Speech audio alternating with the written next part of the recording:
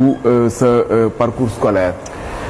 Alors bu ma amee bac bu ma demee France DUT laa njëkk a def, donc DUT c'est diplôme universitaire de technologie en génie électrique et informatique industrielle. bu ma defee DUT ba pare ci la dem Polytech Paris Sud ñoo jël ma foofu noonu, donc en spécialité électronique, énergie et système embarqué. Après il faut préciser que donc ça c'est mon diplôme d'ingénieur, donc électronique, énergie et système embarqué. Mais lu tax sama parcours xaw a atypique, c'est que j'étais en alternance.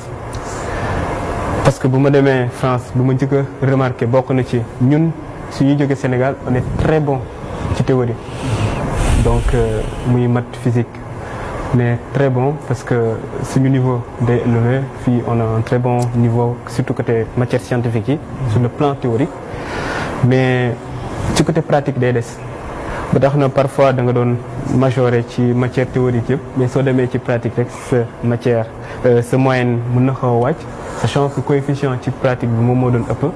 Donc souvent da ngay xaw a triste quand même de voir que au lieu nga majoré tu te retrouves deuxième ou troisième, enfin que sais-je, quatrième. C'est là où je me posais des questions, comment faire pour vraiment améliorer cette partie la pratique. Donc ñaari levier la amoon, benn levier bi c'est surtout donc gën a entraîné wu, donc soo leen amee benn module ngay des bibliothèque, ngay des ci salle yi di gën a formé wu pour dem ci. Mais beneen levier bu ma amoon c'était l'alternance. Alternance nag soo ko waxee mooy da ngay nekk di dem école di dem entreprise. Okay. Ça te permet nga am ñaari avantage. Premier avantage mooy on est rémunéré. Parce que on est très bien rémunéré quand on est en alternance. Deuxièmement da ngay am expérience professionnelle tout de suite.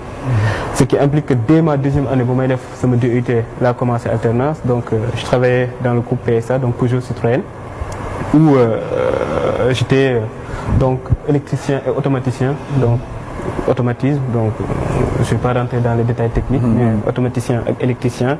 bu ma fa jógee la intégré IRSN, donc l'IRSN c'est l'Institut de radioprotection et de sûreté nucléaire. Donc pour juste misaal France par exemple, même si actuellement def nañ fusion entre IRSN ak ASN, c'est l'Autorité de sûreté nucléaire, mais IRSN c'était vraiment le bras technique de l'État français ci lépp lu jëm ci nucléaire. Par exemple tey EDF bi nga xam moom mooy produire électricité avec le nucléaire. su waree am benn centrale bi nga xam daf ko war a démanteler day demander autorisation ASN. Donc ASN c'est l'autorité de sûreté nucléaire.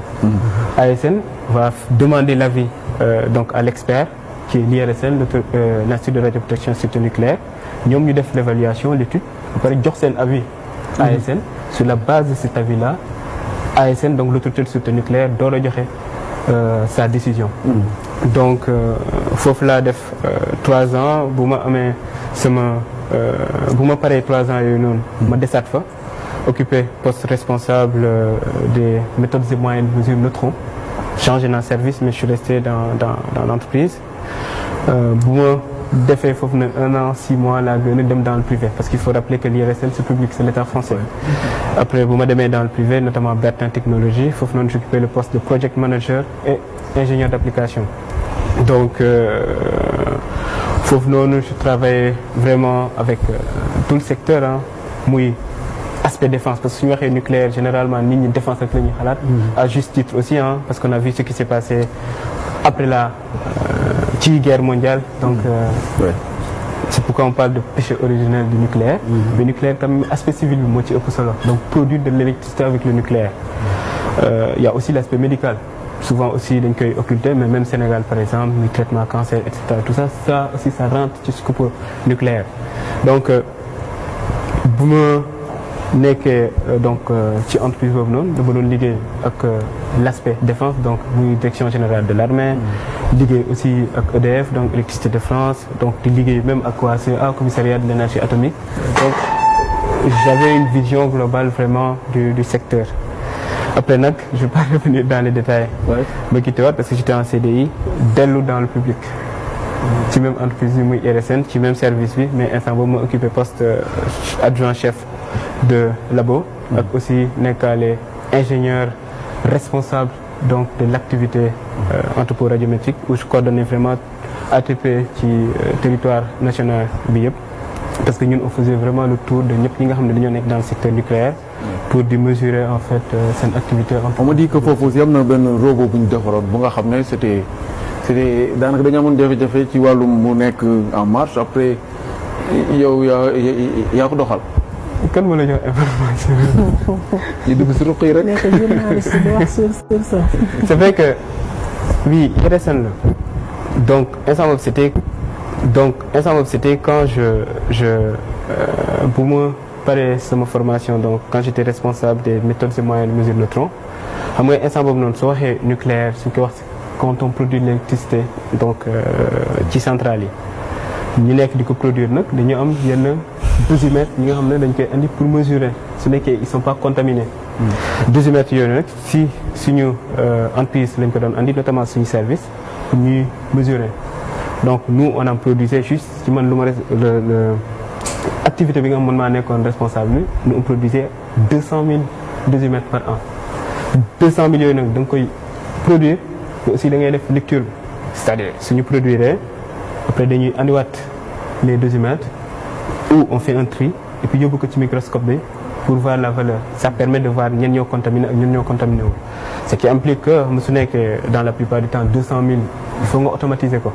Donc on avait un robot bi nga xam moom mooy def le premier tri ça veut dire que dosimètre suñu excès si suñu service dañuy njëkk a def tri avec ce robot là pour xool yi nga xam ne jar nañ ñu dem microscope wala jarul ñu dem microscope parce que ça fait beaucoup de travail quand même pour technicien yëpp. léegi man quand je suis arrivé bu ñu ma joxee poste bi le robot 16% rek la doon filtré su ma nee 16% lay filtré c'est que 16% moo doon dem archive. donc 74% yëpp da doon dem au niveau du microscope donc ça faisait beaucoup de boulot pour ñëpp te gis nañ su demee ba microscope yi on voit que 8% rek moo fa war a ñëw en réalité. donc ñu yàggoon fa lool depuis ay at robot bi nekk noonu man bu ma egsee j'ai dit au chef de service que dinaa liggéey sama foofu ma jox rek comme man moom su ma nekkee ci benn dama ciy dem à fond parce que je me rappelle instant ni ñu danoon wàcc man ma des entreprise tu fa nekk parfois 21h 22h bu manager bi demee congé nag vacances donc juillet août man ma nekk ci robot bi bu ma ñibbisee ma ne ko ne c'est bon c'est réglé la problématique qu'on avait donc au lieu muy trier à 16% ñu dem yóbbu nañ ko ba 76%. donc 76% moo doon dem archive donc le reste di dem au niveau du microscope ça avait vraiment soulagé tout le monde. Donc c'est vrai que lu marqué woon entreprise bi loolu. mais je sais pas où vous avez pris cette information. am na beneen aussi boo xam ne liggéey nga ci muy Peugeot Citroën. boobu nga nekkoon fa électricien et automaticien. muy beneen entreprise boo xam ne liggéey nga ci bi ñu ñëw ci sa parcours mais après nga dugg ci politique déjà liy jaaxal ni